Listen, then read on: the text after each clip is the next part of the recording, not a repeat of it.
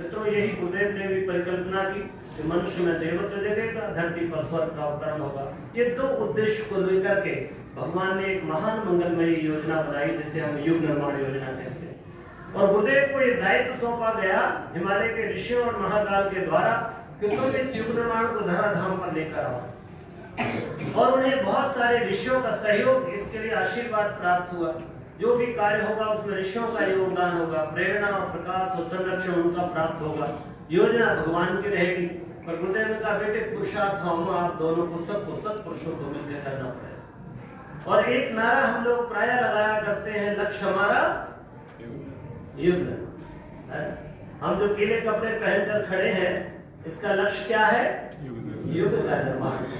लक्ष्य हमारा युग निर्माण, ये हमारा पहला सूत्र है। और युग निर्माण कैसे होगा? व्यक्ति के निर्माण से।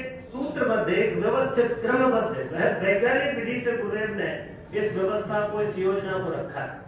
दुनिया के जितने भी भविष्यवक्ता हुए, दूरदर्शी हुए, विद्वान हुए, विश्लेषण करने वाले वैज्ञानिक हुए, सबने आने वाले युग के लिए बहुत अच्छे संकेत दिए। किसी ने कुछ कहा, किसी ने कुछ कहा, ऐसा समय आएगा, वैसा समय आएगा। महर्षि अरविंद ने, स्वामी विवेकानंद ने, सूरदास ने और अन्य दुनिया के महामानवों ने, भविष्यवक्ताओं ने, चाहे जूल वर्न हो, चाहे प्रोफेसर हार हो, चाहे आपके नस्ट्राडामस हो, सबने भविष्यवाणियां की कि सुंदर समय आ रहा है। पर ये आएगा कैसे, इसकी योजना पूज्य गुरुदेव ने। और उस योजना के निर्माण में, उसके विस्तार, प्रचार, प्रसार में उसके लिए दो आधार चुने, एक गायत्री और दूसरा यज्ञ। इसलिए यज्ञ हमारा आधार है। युग ना, हमने कहा युग निर्माण कैसे होगा? व्यक्ति के निर्माण से। परंतु व्यक्ति निर्माण की जो पद्धति होगी वो धर्म तंत्र से लोक शिक्षण की होगी।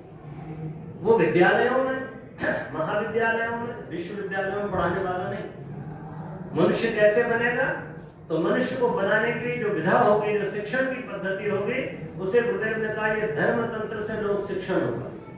धर्म के माध्यम से मनुष्य की चेतना को प्रभावित करने का प्रयोग होगा।